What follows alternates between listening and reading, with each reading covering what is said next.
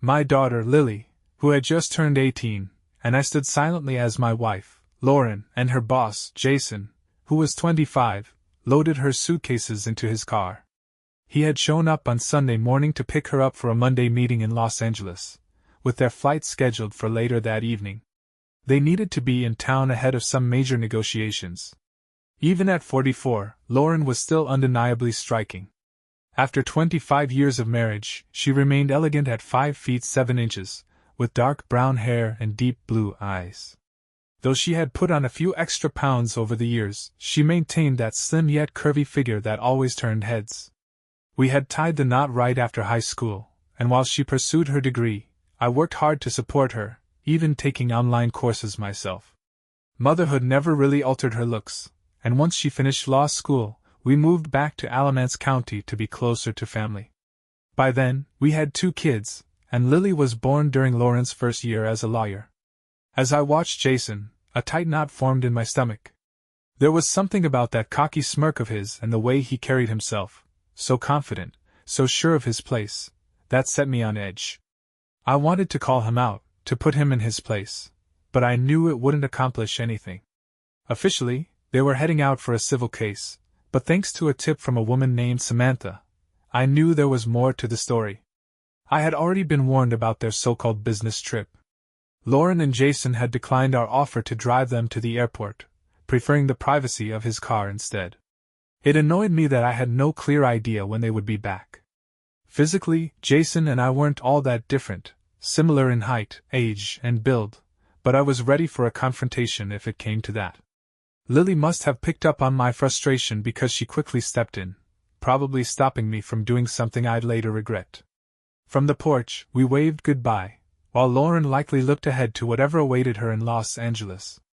Ever since she was promoted to associate partner at the firm 2 years ago, our lives had been flipped upside down, and not in a good way. The power had gone straight to her head, though she kept that side of herself well hidden from everyone but me.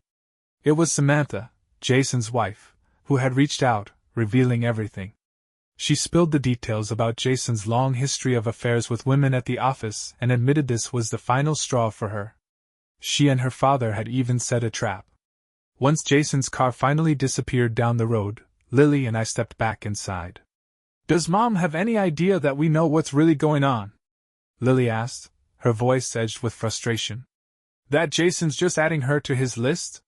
"Probably not," I replied. "Your mom's always been blind to the truth. Even with all her legal training, she never takes rumors seriously. She thinks she's in control." I let out a dry chuckle. "To her, this is probably just a thrilling escape from the routine." Lily frowned. "So why didn't you stop her if you knew?" I met her gaze and sighed. "You know your mom." "I tried to warn her," I said, my voice tight with frustration. "But she just brushed it off, call me jealous, and it'd turn into one big argument." Nothing I said would have changed her mind. "Does his wife know?" Lily asked, her brow furrowed with concern. "Yeah, she knows. So does her dad," I replied. "They're ready to catch him in the act. This isn't Jason's first time pulling something like this, and Samantha's had enough. Her kids are grown, and she's done playing along with the charade." Lily hesitated, her voice softer when she finally asked, "Will you forgive Mom?" "Not this time," I said firmly, without a second thought. "I forgave her once, but this is different. It's time to move on. Divorce has been on the table since she left this morning." I'll never forget the look on Lily's face, pure shock. Like her siblings, she had no clue about her mother's past. Finding out about Lauren's infidelity must have hit her like a punch to the gut. "Dad, you've got to explain," she urged, her eyes pleading. "I don't get it. You're the youngest, Lily, so keep this between us," I said, lowering my voice. "Before you were born, your mom cheated on me. She kept it hidden until she found out she was pregnant. If a paternity test hadn't confirmed you were mine, I would have left back then. But luckily, the tests proved it." Lily sat there, stunned, her face pale as the truth sank in. Only 3 people had ever known that secret, and we'd managed to keep it buried for years. "Who was it? Do we know him?" she finally asked. "It's been 18 years since I spoke to him," I said quietly. "Your Uncle Kevin." You and the other kids have always called him Uncle Kevin. Lily needed a moment to process that revelation. I could almost see the puzzle pieces clicking into place. Why I always kept my distance at family gatherings, why her grandparents split holidays between Kevin and me. It all made sense now. You could text Kevin about Lauren's trip, stir things up if you want, I joked half-heartedly, trying to lighten the mood. Then I headed to the kitchen, brewed a pot of coffee, and grabbed the local paper. I skimmed through the listings, rentals, houses, thinking ahead. With Lily heading to college soon, Lauren could keep the house until she graduated, but I knew I needed to move out before Lauren got back.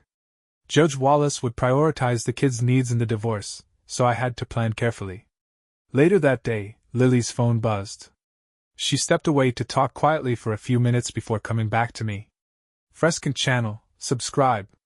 Uncle Kevin confessed to everything, she said softly. He feels bad for you. He wants to talk. After 18 years, I figured maybe it was time. Lauren's betrayal had dragged up old wounds, forcing me to revisit the past. Despite everything, I'd stayed for the kids, hoping to keep the family intact. But now, there was no point in pretending anymore. Grabbing a bottle of bourbon, I turned to Lily. Come on. Drive me to meet Kevin. We had our usual spot, an old fishing hole on our father's land. We sat by the fire, passing the bottle back and forth, the flames flickering between us. Kevin laid it all out, his version of the story different from Lauren's. But somewhere in between, the truth existed. In the end, it didn't really matter anymore. Hearing Kevin take responsibility was enough. I couldn't help but place most of the blame on Lauren. Kevin had never really been the type to lead. He was more of a follower, always going along with whatever seemed easiest at the time.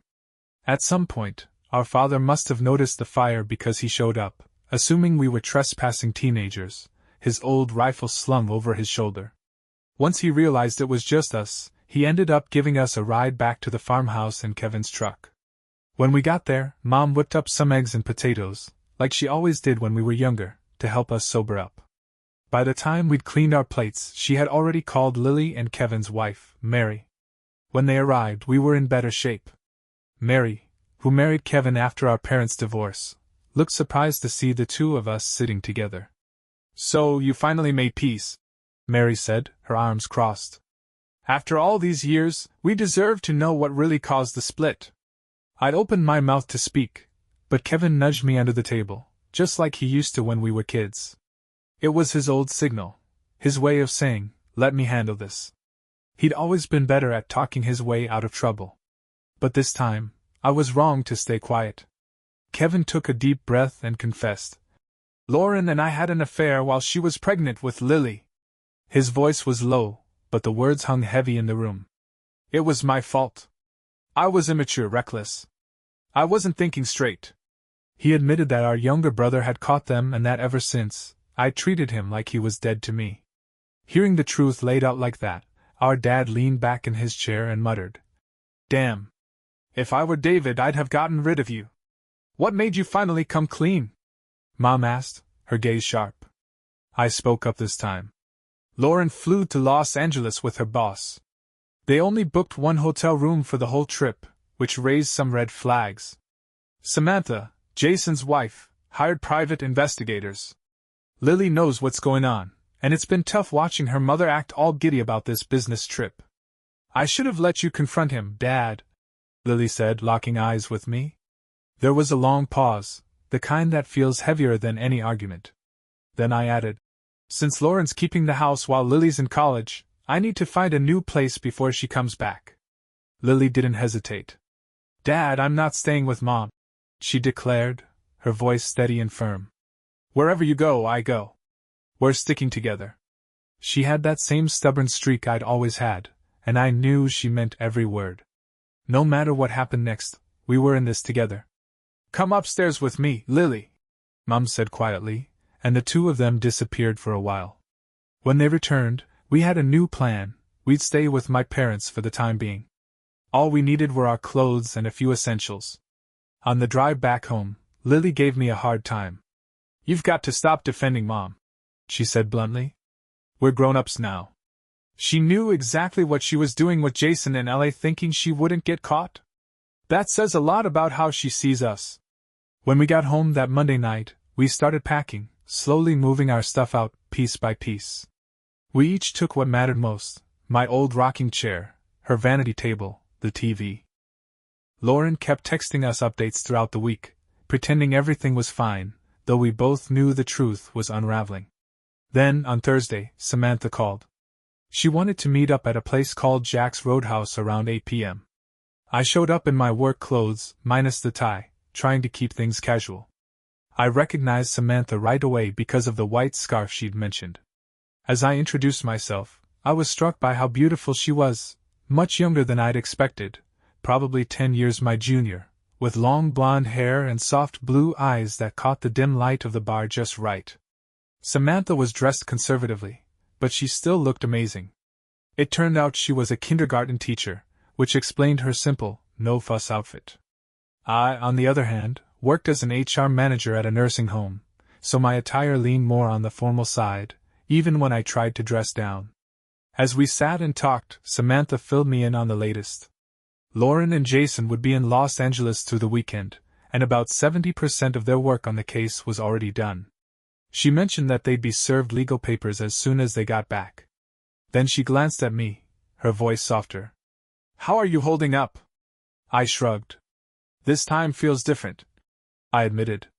"We're actually talking about it openly. Last time, it all happened behind closed doors. No one wanted to face it." I found myself opening up more than I expected, telling her about my older brother, Kevin, and how he'd been part of the mess 18 years ago, long before Lily was even born. Kevin and I hadn't spoken since then until Lily stepped in and forced us to patch things up just last Sunday. That reunion had left me with the worst hangover I'd had in years. Samantha chuckled when I added, "What made it worse was our dad finding us like a couple of rebellious teenagers and dragging us back home." She laughed, shaking her head. "Sounds like it was good to be with family again, though." I nodded. "Yeah, it's been grounding. Lily and I are staying with my parents for now. We only brought the essentials. I'm planning to keep Lauren's number active until Sunday. After that, I'm blocking her for good." Before we parted ways, Samantha and I decided to stop by a nearby bar. We had a couple of drinks, and somehow, we ended up dancing. Despite everything going on, I left feeling lighter than I had in weeks. That feeling didn't last long. When I got home, Lily was waiting. She gave me a sly grin. "Daddy's got a new girlfriend," she teased, clearly picking up on the chemistry between Samantha and me. I just rolled my eyes, but deep down, I knew she wasn't entirely wrong. Sunday dinner was special. My mom was thrilled to cook for us again, going all out like she used to. We ate until we couldn't anymore, leaving barely any leftovers. It felt like the first normal day in a long time. But around 1 a.m. my phone rang, pulling me out of a deep sleep. It was Samantha. "They've been caught," she said. Her voice was calm but carried an edge. "Hotel detectives walked in on them. Everything's on camera." My heart pounded as she sent me a temporary copy of the video. I got out of bed, threw on some clothes, and headed downstairs to make tea, needing something to ground me. As I was finishing up, my mom came into the kitchen, still half asleep. "Is the water still hot?" she asked.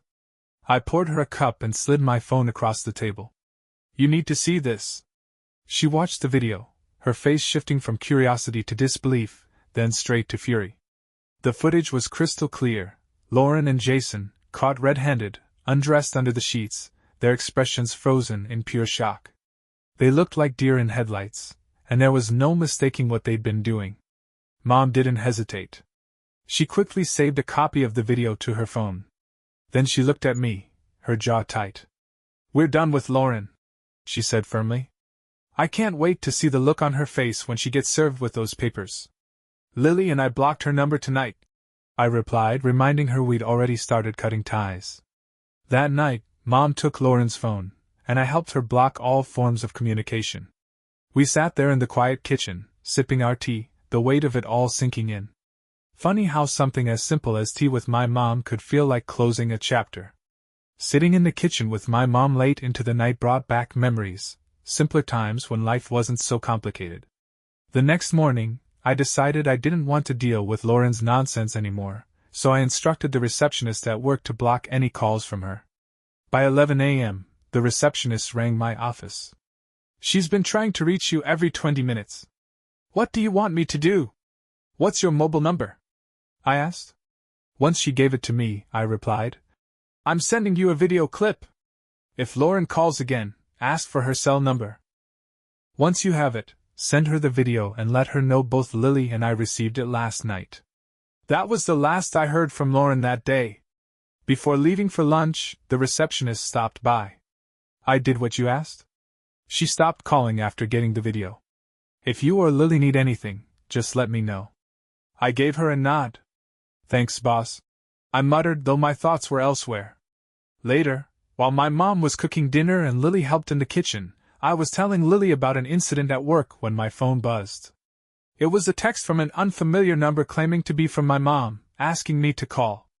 Took me all of 5 seconds to realize it was probably Jason's number. "I think your brothers might try to reach out around 8 tonight," I said to Lily. "Your mom's probably gotten to them by now. They've likely figured out we're not at the house anymore. They're in for a surprise." Lily snorted. "I left a note for Mom, you know. Told her she might want to consider making Jason move out, since his wife kicked him out. Funny thing is, I bet she'll never admit the truth to our brothers." Then she had an idea. "Hey, Dad, let's turn off our phones for a while. That way, they'll have to call Grandma to find out what's going on." So that's exactly what we did.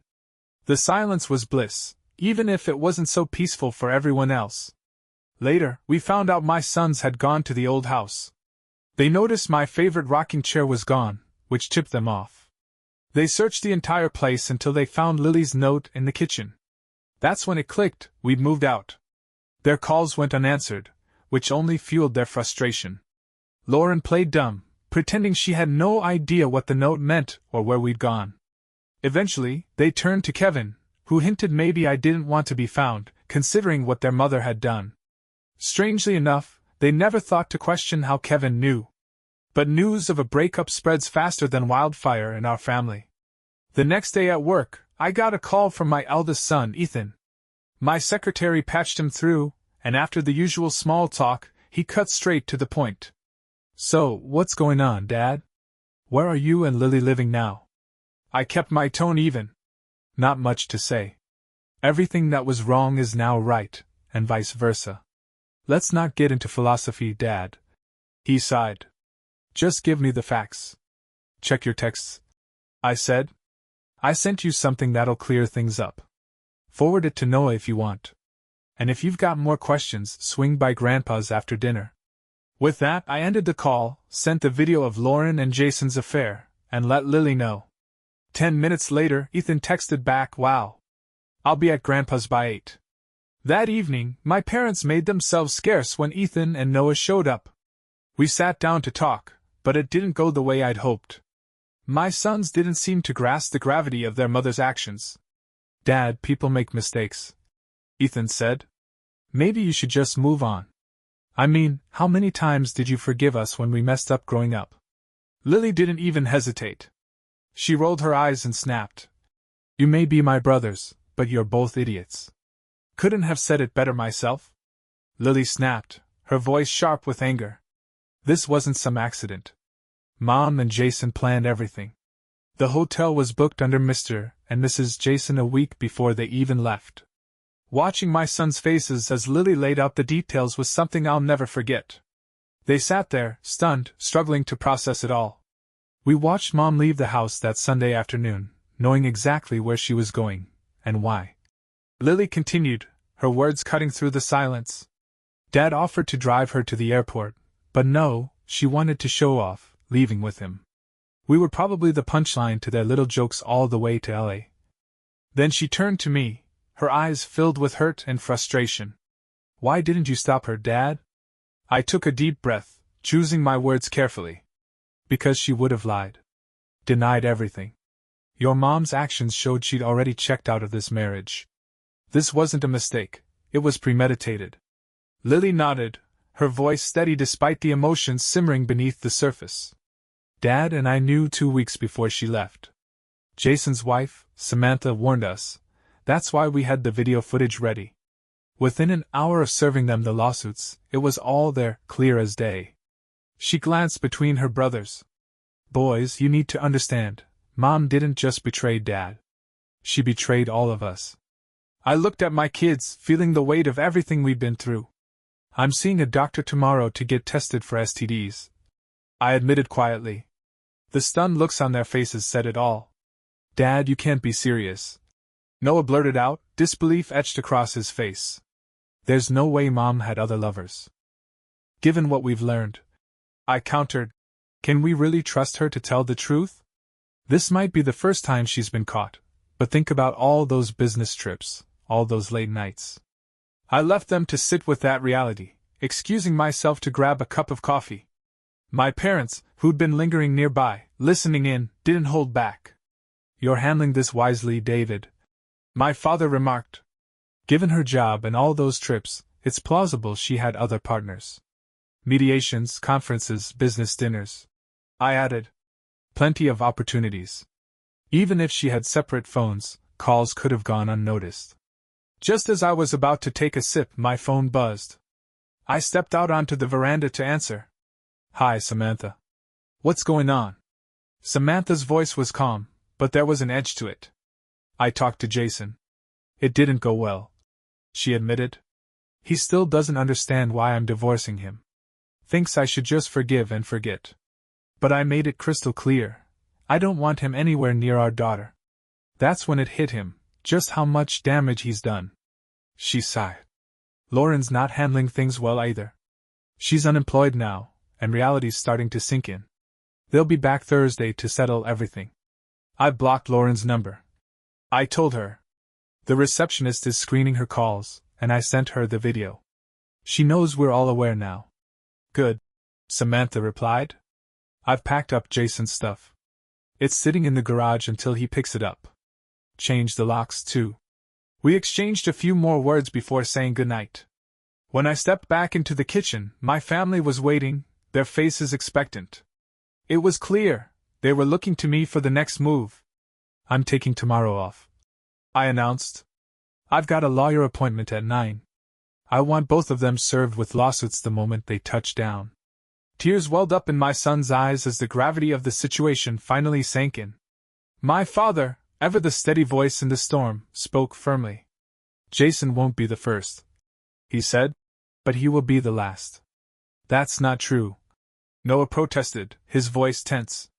Mom denied everything until we showed her the video. You're clueless, my mother snapped, cutting him off. Ever wonder why your father never spoke to Uncle Kevin until now? They patched things up last Sunday. Lily added quietly.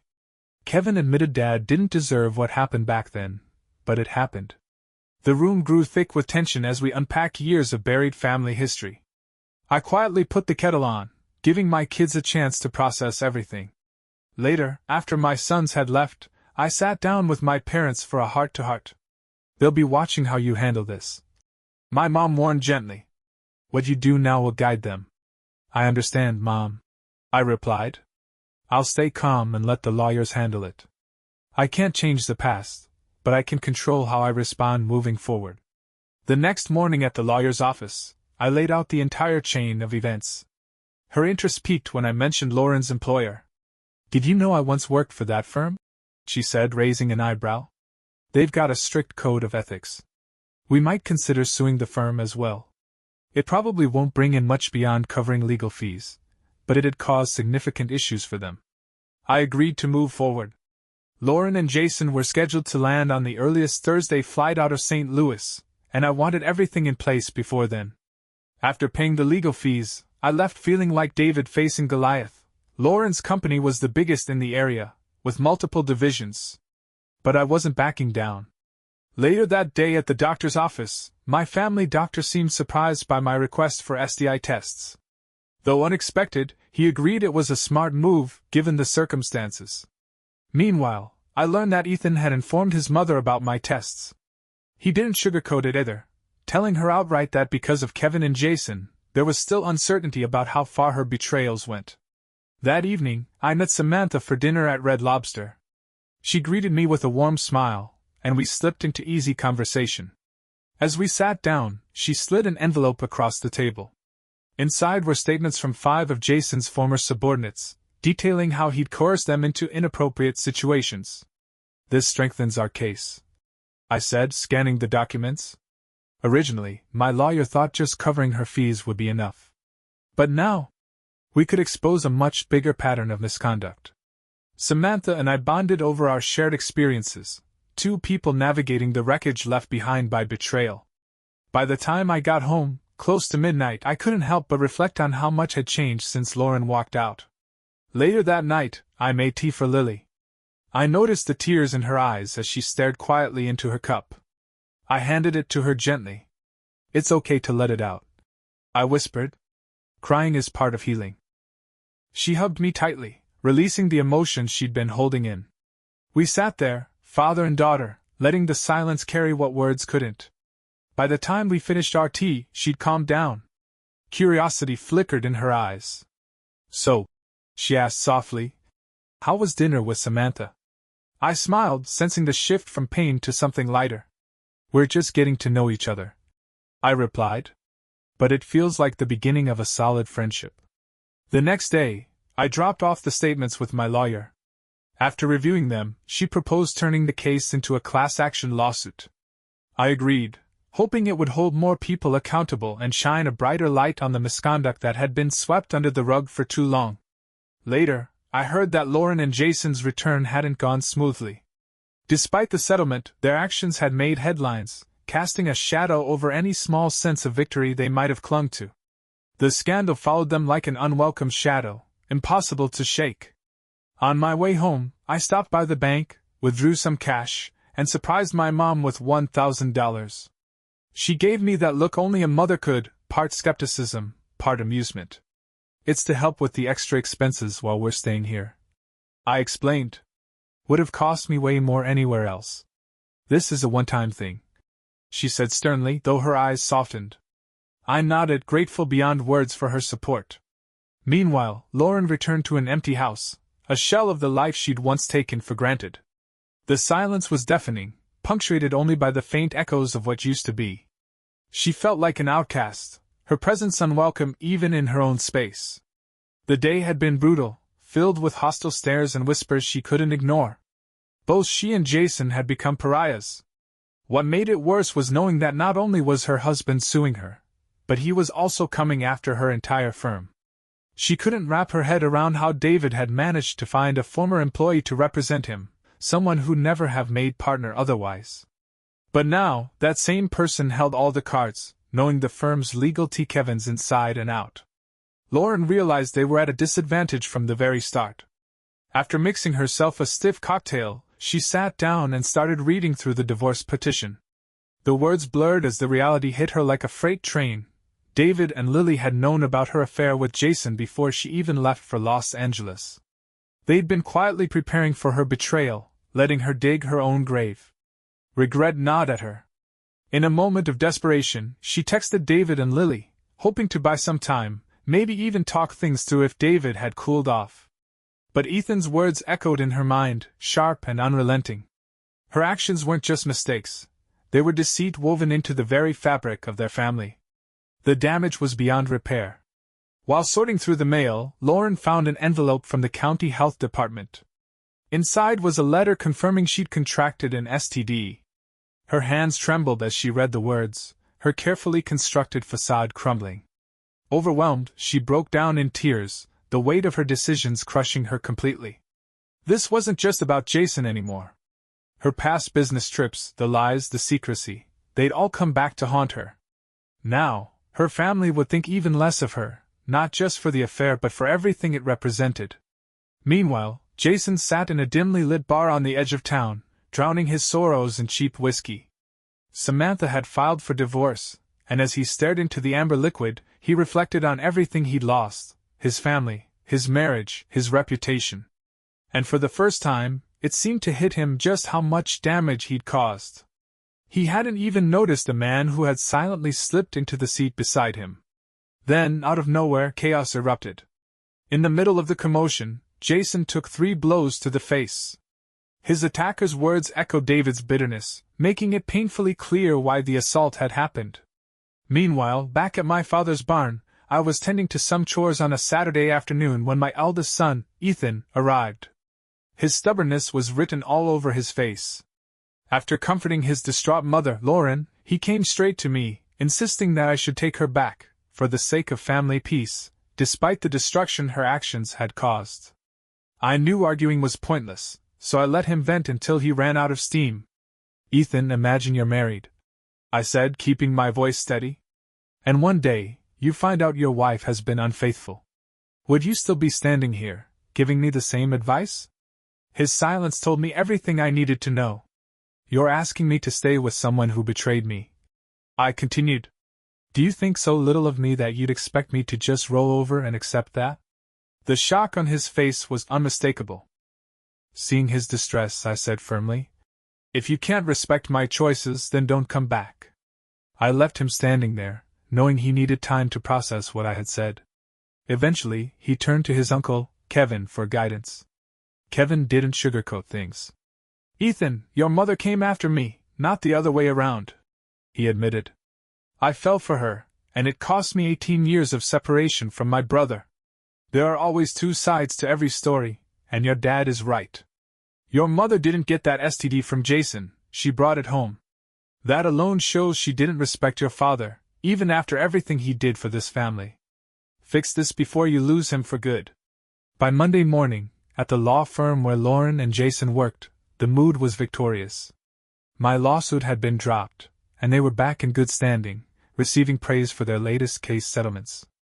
Despite still nursing injuries from the bar fight, Jason pushed through, later sharing the whole ordeal with Lauren in private.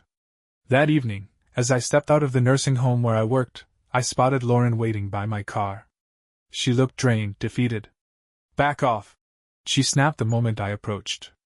"Jason's already got enough problems, thanks to your little revenge stunt." I kept my expression unreadable. "I have no idea what you're talking about."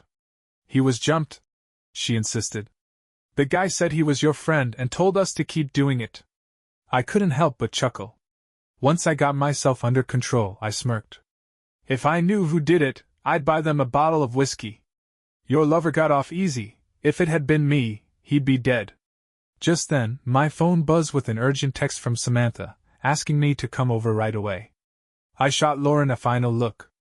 "Get a lawyer and finalize the divorce," I told her, then got in my car and drove off, done with her lies and manipulations. When I arrived at Samantha's place, she looked visibly upset. "What's wrong?" I asked. "One of your dad's friends punched Jason," she said. "And he did it in your name." I couldn't help but grin, which made Samantha shake her head in amusement. "Aren't you mad?" she asked. "Nope," I said. "I just wish I knew where he lived so I could send him a bottle of whiskey." Samantha chuckled, and I pulled her into a quick hug. Just as I was about to apologize, she caught me off guard with a kiss on the cheek. "They're inside, waiting to talk to you," she said, still holding my hand as she led me to the kitchen. Her two daughters, Lucia and Lisa, peeked out from their room. I gave them a playful wink, and they giggled, winking back. Samantha's father, a tall and imposing man, greeted me with a smile. I extended my hand. "If I could, I'd send you a big bottle of whiskey as a thank you." He shook my hand firmly. "Think before you do anything foolish," he advised. "My dad's advice saved me a lot of trouble when I was your age." With the tension finally easing, formal introductions followed. Before long, it was time for him to take his grandson home, leaving just Samantha, her daughters, and me. The girls eagerly introduced themselves, chattering excitedly about their favorite restaurant, an all-you-can-eat pizza place called Papados. Kneeling down to their level, I grinned. "How about I treat you and your mom to dinner there?" Their enthusiastic agreement was probably helped by the fact that I was dressed casually, making me seem more approachable. Smiling, I pulled out my phone. "Just give me a second to call my mom and let her know I won't be home for dinner." At the restaurant, as Samantha grabbed another plate of pizza, a few of her colleagues waved in her direction. Meanwhile, Lucia turned to me, eyes full of curiosity. "Are you Mom's boyfriend?" she asked bluntly. I smiled. I'm just a guy, her friend. Did you go on a date? She pressed. Not yet, I admitted, then added playfully. But I need permission from someone special first. Who? Lisa chimed in, intrigued. From you and your sister, I said, watching their faces light up with laughter. You can't, they giggled. Mom already says she likes you. By the time Samantha returned with more food, the atmosphere was light and easy. At one point, Lisa tugged on my sleeve. Can you get me dessert? She asked sweetly. After we finished eating, I walked them to their front door, thanking them for the evening. The girls scurried inside, eager to get ready for bed. Feeling a little awkward, I was about to say goodnight and leave when Samantha called after me. Stopping me on the steps, she leaned in and kissed me. I barely had a moment to process it before I found myself kissing her back. With a playful grin, she teased. Lucia said you were going to ask me out. She got it wrong. I chuckled. But I did think about it while you were off chatting with your colleague. We ended up sitting on the porch, talking like teenagers, opening up about our feelings and where things might lead. With September coming to a close, we made plans to take the girls to the town fair the following Saturday, agreeing to figure out our next step afterward. By the time I got back to my parents' farm, it was nearly 10 p.m. As soon as I walked in, Lily smirked. Looks like Dad's got a big grin, she observed. That meeting must have been important. I filled my parents and Lily in on the day's events. My dad found it especially amusing that Lauren had the nerve to tell me to back off from Jason. And on Friday? My lawyer fired back. She launched a new lawsuit against the firm. 4 senior partners and 16 women were jointly charged. The claim wasn't just filed. It was hand-delivered to their homes. The fallout was immediate. 3 of them were banned from returning to work by their own spouses. Linda O'Neill, my attorney, was relentless in digging up information. She even found out who Lauren's divorce lawyer was. Meanwhile, Mom took matters into her own hands, emailing Lauren's relatives to let them know exactly how Lauren and Jason had been served. She made sure they were aware this wasn't Lauren's first affair during her business trips, and she didn't shy away from mentioning my STD diagnosis either. The next morning, as I was getting ready to pick up Samantha and the kids for the fair, Lily watched me with a knowing look. You're really into Samantha, aren't you, Dad? I'll admit, I said. Since the divorce started, a lot of the friends your mom and I once shared have drifted away. Samantha and I had bonded over our similar experiences, which made it easy to trust her. I wasn't sure where things were headed, but I was open to the possibilities. If you ever need dating advice, just ask, Lily teased. Just promise to introduce us before it gets serious. Later at the fair, I spent nearly an hour riding the Ferris wheel with Samantha's daughters, who loved every second of it. We ate way too much food, and Lisa spent most of the time perched on my shoulders, giggling as she took in the sights. At one point, we ran into Kevin and his wife, Mary, who introduced us to their kids. The children hit it off instantly, leaving us adults free to chat. By 6 p.m., the girls were completely wiped out. After getting them bathed and tucked into bed, Samantha got a call from Jason. He was in the ER again. Another punch. Samantha assured him it wasn't me, reminding him that I had spent the entire day at the fair with her and the girls. He wasn't happy. I left Samantha's house around 9 p.m., fully aware that things between us were shifting towards something more. Sunday afternoon, I picked up Samantha and her daughters, and we headed to Kevin's place. My whole family was there, including Lily, who had even brought a date. It was a big moment for Kevin, having me in his home for the first time since he got married. Mary welcomed Samantha and her girls warmly, and they were quickly embraced by everyone. But then, Ethan pulled me aside. His face was tight with regret. Dad, I messed up, he admitted. I fell for Mom's manipulation. She Kevin'd me.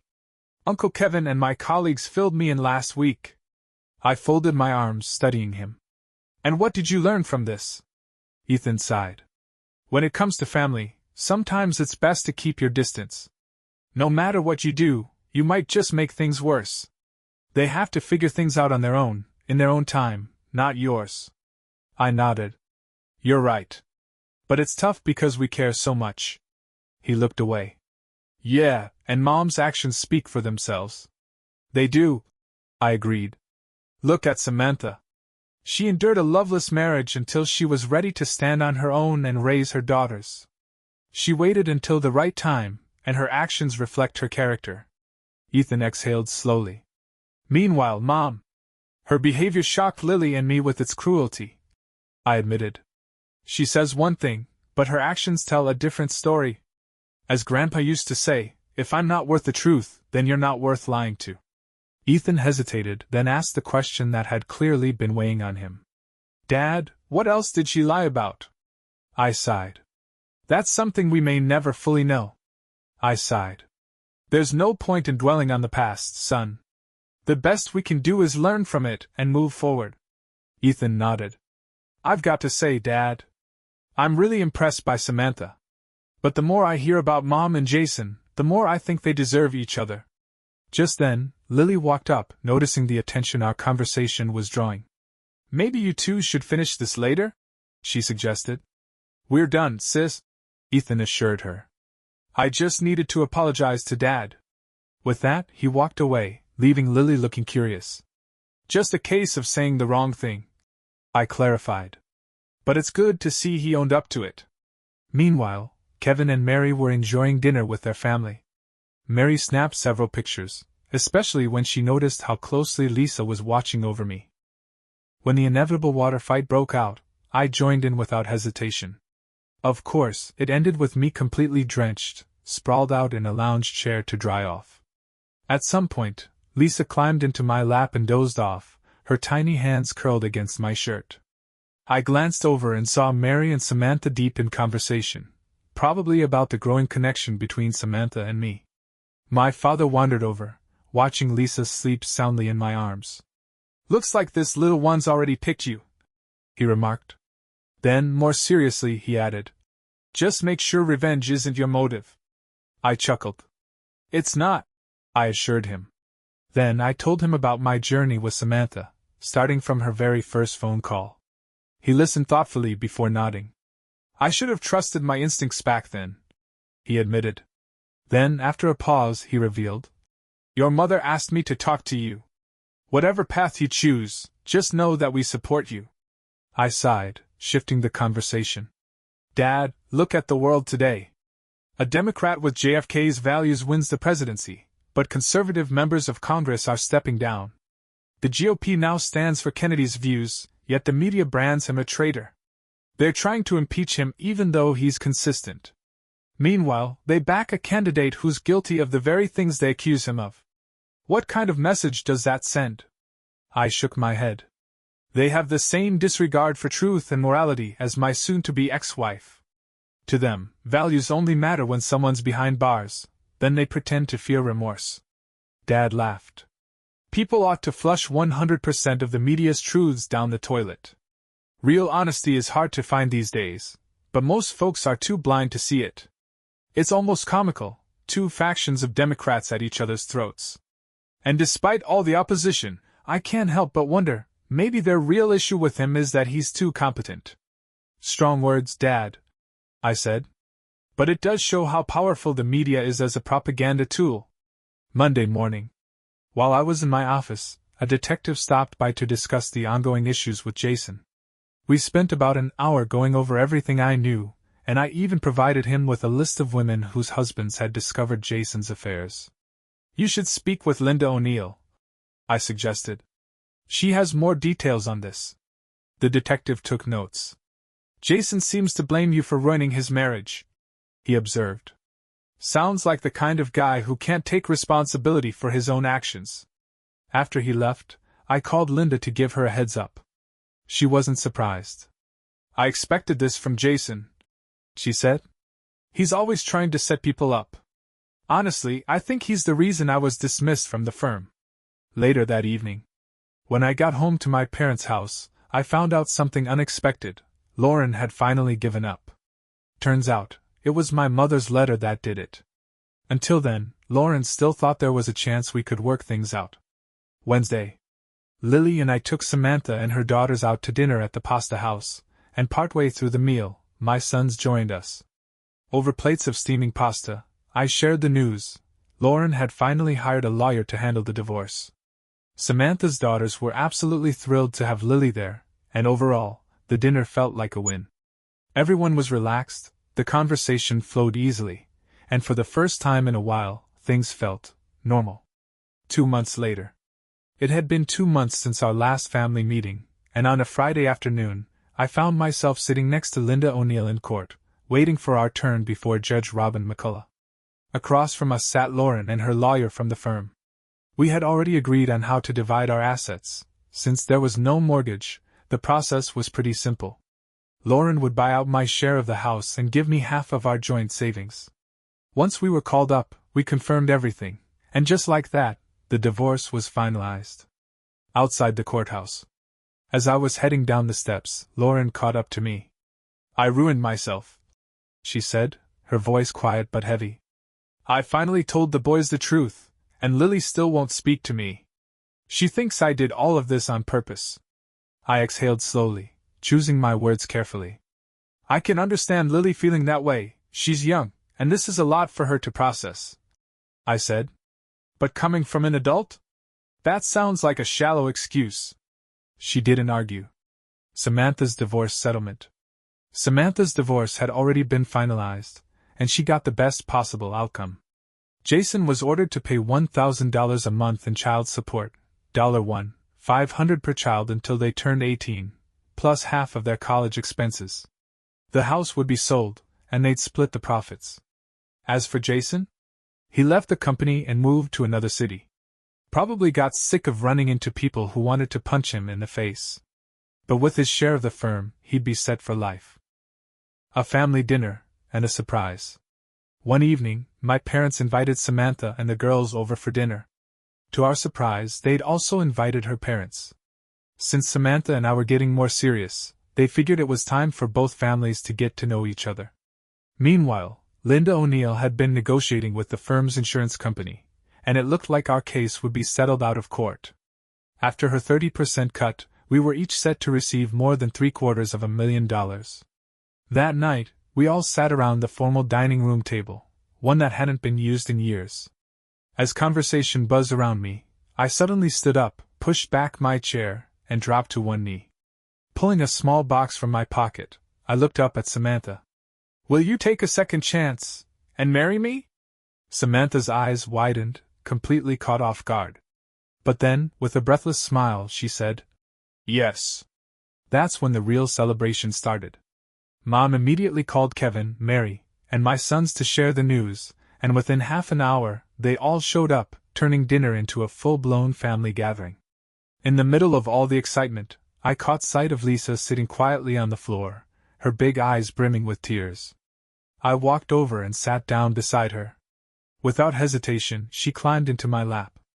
"What's wrong, baby?" I asked gently. She sniffled, wiping at her cheeks. "Nothing," she whispered.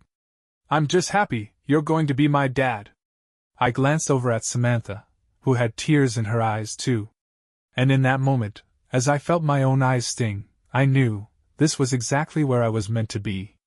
I stood up, still holding Lisa in my arms, and walked over to Samantha. The entire room fell silent, everyone instinctively understanding just how important this moment was. Lucia stepped closer, her voice soft but steady. "Dad," she said, looking up at me, "when you and Mom get married, will we take your last name too?" I glanced at Samantha, then back at Lucia. "As soon as the court allows it," I promised. Lucia and Lisa turned to my father, their eyes filled with hope. He smiled warmly and said, "From now on, you can call us Grandma and Grandpa." I could already picture my daughters spending time at the farm, learning how to ride horses with my dad, running through the fields, and growing up surrounded by love. They were going to thrive here. The next step. Later that evening, Samantha and I sat together in the quiet of our room.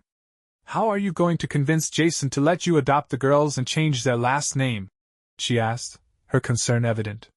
"Leave that to me," I said with quiet confidence. A month later, I walked into Jason's office unannounced. His secretary barely glanced up before waving me in, and as I shut the door behind me, I got my first good look at him. His face had mostly healed, but the damage was still there, subtle reminders of the 8 times he'd been punched. The detective had questioned all of his former lovers and their husbands, but in the end, there were no solid suspects. Jason looked up at me, his face going pale. He clearly thought I was behind his injuries. "What do you want?" he asked, his voice tense. "I think you've heard that Samantha and I are getting married," I said. He swallowed hard, waiting.